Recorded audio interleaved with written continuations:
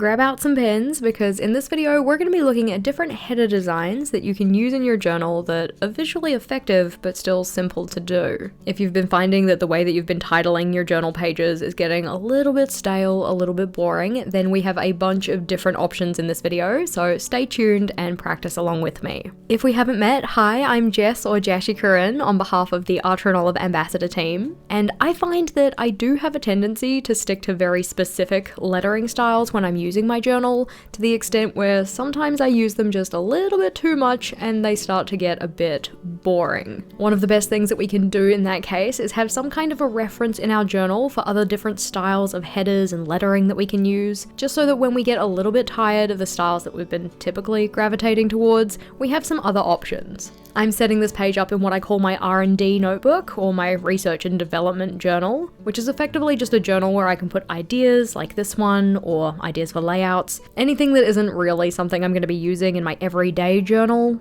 for tasks, events, appointments, and it effectively just becomes a reference book for me. On this spread, I'm going to be putting in a bunch of different header designs, so as we go through, pick and choose the ones that you think look pretty interesting, the ones you think you could do for yourself, and jot them down somewhere in your reference notebook, whether that's in your everyday journal or a separate one. In terms of supplies, you'll have seen at the start that I had 3 pens in particular. One of them is the Art Olive Calligraph pen, so a brush marker. I used both the broad tip and the fine tip when doing these headers. You'll also want a regular writing pen, something that's a little bit finer tip, and I also went with a medium tip in a felt marker, mainly so that you could very easily see the header designs that we're doing here. When it comes to selecting the styles that you're using for your headers, I always try to go with something that I can easily recreate time and time again.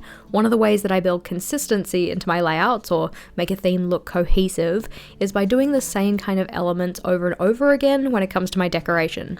This includes my headers, so I want lettering styles that I can repeat throughout all of the pages of the setup, rather than just do once and then it's kind of a bit of a too hard basket to do for any of the other ones. You'll note that for the first headers that we're doing on the top left of the page, a lot of these look fairly similar in terms of the way they're structured, at least. A lot of them are either just a simple all caps lettering style or a cursive lettering style, but even just by tweaking these slightly, you can get a fairly different effect. For instance, you can over exaggerate loops when you're doing cursive versus keeping them a little bit more understated. Either of these will really change up your lettering, so your headers look a little bit different compared to the rest of the lettering you've done in your journal. You can also do your lettering on an angle, so making it look more italicized. These ones really just go to show that you don't have to do anything hugely out there or hugely creative to your headers to make them stand out compared to the rest of the stuff you have on your pages. Even just putting a highlight of color behind the header can be really good for just making it stand apart. Another thing that you can do to make your headers a little bit more visually interesting, and a style that's quite popular,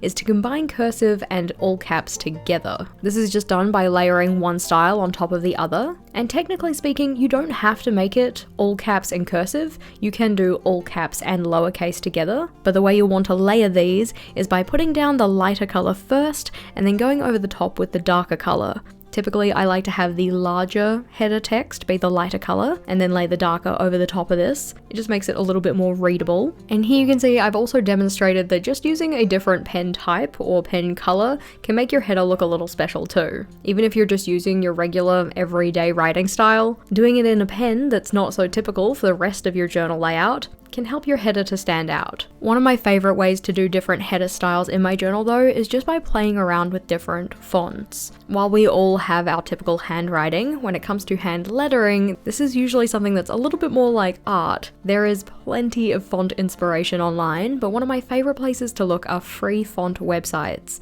mainly because on a lot of these you can actually type words in and it'll show you what it looks like in that font in particular. This means that if you want to see how the letters sit next to each other, not just individual letters by themselves, it can be really helpful to see how things either connect to each other or how close they sit to each other. So in those cases, I will literally type out what my headers are going to be on those free font websites and then copy the lettering style into my journal. It's much easier to do these headers if you have a reference. which is why having a reference page like the one we're setting up here can be really helpful. Another way that you can elevate simple headers is by adding boxes, borders, or banners like we're doing here. On those, you can really just use your regular lettering, the one that you typically do in your journal, but you've made it a little bit more decorative by enclosing it into something that's a little bit more special. You can also use a similar trick to just elevate your page as a whole by adding a simple border around the outside. It can really take a layout from looking like nothing special to something that's quite nice. It kind of goes without saying, but of course all of the ones that I'm doing here are just ideas, and I encourage you to tweak them and change them to suit your needs. Whether that be using different colors, different materials, doing a similar style but with a different font. For instance, for the outlined letters that we have around the middle of the page, this one could be changed up by adding a drop shadow. You could use a different weight in terms of your line. It could be either thicker or thinner to make it more bold or more subdued. You could also make the letters themselves a little bit thicker. I've kept them fairly thin in that example. I've also made it so that all of the edges on those letter forms are a bit sharp. You could round them off to make it look more like bubble lettering. Those open gaps also add a lot of opportunity for decoration too, so you could fill them with color, fill them with patterns, really whatever you wanted to. Remember, this is going in your journal, so we need it to work for you. All of this to say, there are a lot of different ways that you can change up the examples we have here, and I very much encourage you to play around with it. If we're thinking about some of my personal favorite types of headers, the top left would have to be a hands down favorite. It is very much my go-to, but then also one of the reasons why it's good to have other options, because as it's my go-to, I use it very often, and it isn't necessarily always suitable for the themes that I'm doing in my journal. Another one of my favorites is this one here, where you have a separate letter in each of the boxes, but then the boxes look like they have a scribble of color over them. You put the color down first and then draw the boxes behind those, or effectively made to look like they're behind those. That's another one that's quite simple and very effective. At the bottom here though, you can see I've written out header twice and it looks the same at the moment, but when we come and do some outlining with this, it's going to be a little bit different. For the left option, we're going to do that outline right alongside where the color and not color meet, whereas on the other one, we're going to offset that outline. The regular outlined version is also a go-to for me. It's also fairly easy compared to the next one, because you just write down in your brush marker using your regular lettering or whatever lettering style you want, and then outline around where that color is. For the offset one, this one requires you to think a little bit more spatially, which can be a little bit tricky, but if done correctly, it can look very visually effective as well. 28 headers down, 29 more to go, so moving on to the right hand page. This one we're putting in is also a favorite of mine. Again, because you don't have to do anything special with the lettering, it's really just about what's around the outside. I've made it look like there are little pieces of tape on each of two corners, but you could expand this to include the other corners as well, or you could just put it along one of the sides of the box rather than the corners. A lot of different ways that you can kind of change it up, maybe add a drop shadow, add some color, but it just looks a little bit cute. Now for the headers that we've got so far, these ones really are just horizontal headers, but you don't have to write your header horizontally. You can also write it vertically, either by literally just turning your journal and writing it horizontally but going up or down the page, or you can still have it that you view it in the same orientation that we have here and write your letters one on top of the other going down the page. I do include a couple of examples of those on here, but there are a lot of other options with how you can include these in your journal. So far for the majority of the headers that we've done, these can really be used in any kind of layout you're doing. They're not really tied to any particular theme. They can work with any generic, nice looking layout. But it can also pay to save some ideas for yourself when you want to do particular themes in your journal as well. For instance, one we're going to get to when we're about halfway down this page is doing your header style so it looks like you've cut out letters from an old magazine. This could be done for any kind of like crime scene investigation, ransom note kind of theme, or I've used it previously in my journal for a Mean Girls theme, kind of to mimic what the burn book looks like. Towards the end of this page, we'll also look at some options for doing like a cross-stitch theme and having cross-stitch lettering, or doing a header style that looks like it was stitched onto a piece of fabric. That can be a lot of fun as well. Matching my lettering style to the theme that I'm doing in my journal is something that I really enjoy, but when it comes to finding lettering inspiration for these, it can be a little bit tricky depending on what theme you're doing. Some themes are going to have very obvious font choices. For instance, if you're doing a 70s theme, you're probably going to want a 70s style font. Or if you're doing a circus theme, then there are set lettering styles that kind of work for that kind of a theme. Whereas other more abstract or unusual or even generic themes can be a little bit harder to find lettering styles for, or ones that are specifically suited to those themes. In those cases, you can go with something more generic, like some of the options we have here, or you can start to brainstorm your own header designs. One of the things that I find really useful in terms of, looking for journal inspiration and collecting ideas online is making sure to save my inspiration in a place that I know I can refer back to.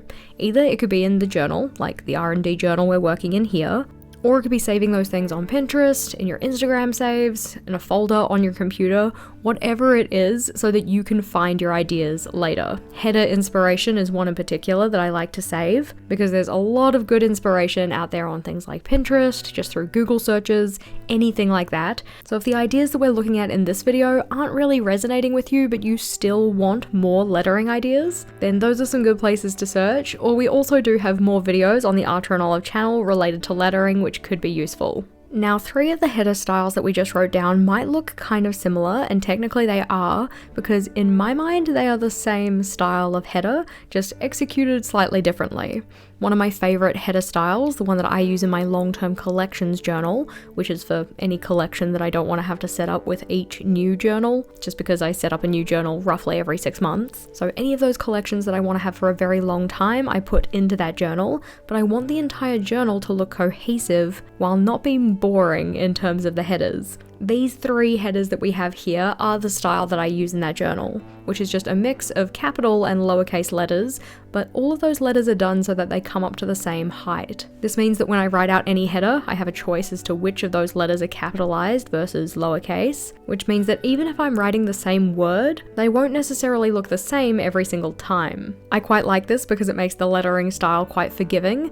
It's okay if the letter forms don't look perfect next to each other, because they're intentionally supposed to be different each time, but this is also something that you might want to keep in mind when selecting your header designs. Do you want your letter forms to look exactly the same every single time you draw them? If you have a name like mine, where you have a double letter in every single one of your names, lettering styles where those letters are supposed to look the same can be kind of daunting, because I don't know about you, I can't get 2 S's that are right next to each other to look exactly the same.